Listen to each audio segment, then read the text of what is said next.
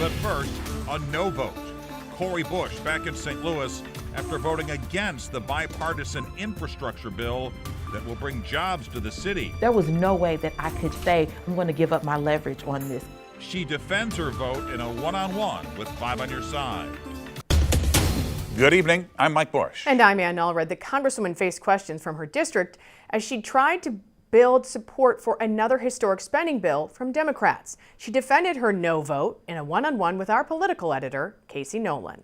So I grew up in this area. Spend just about any time with the freshman congresswoman from Missouri's 1st District, and you'll likely hear her say this. St. Louis had to come first. That is always how I start my conversations. Wednesday night, during a telephone town hall with constituents, much of the conversation was about her recent no vote on a bill that will bring investments in roads and bridges and broadband and jobs to St. Louis. Congresswoman, you even voted no to pass the infrastructure bill, which is great. It's going to help St. Louis. Representative Bush was one of 6 Democrats to break with their party as it passed $1 trillion priority of President Biden's.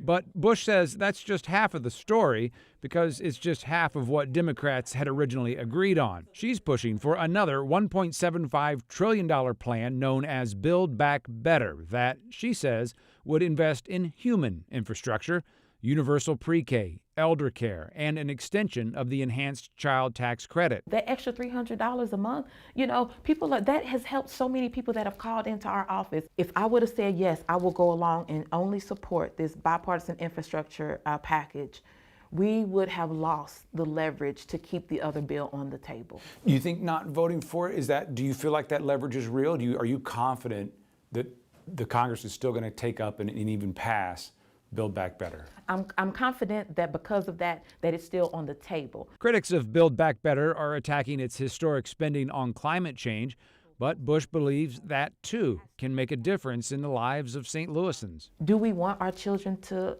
keep leaving school, having to take off of school to go to the hospital for asthma?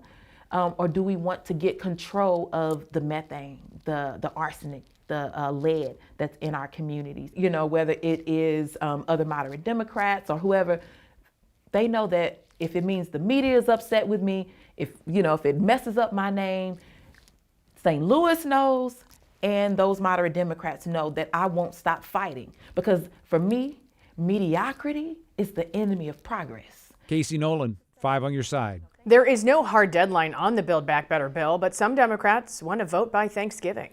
Congresswoman Ann Wagner, a Republican who also represents St. Louis County, also voted against the infrastructure bill, calling it a, quote, bridge to socialism. We reached out to her about the Build Back Better plan, and they sent us this statement. It reads, "This legislation is just another step toward cradle-to-grave government dependency that will make prices go even higher and force government control of your business, schools, and your way of life."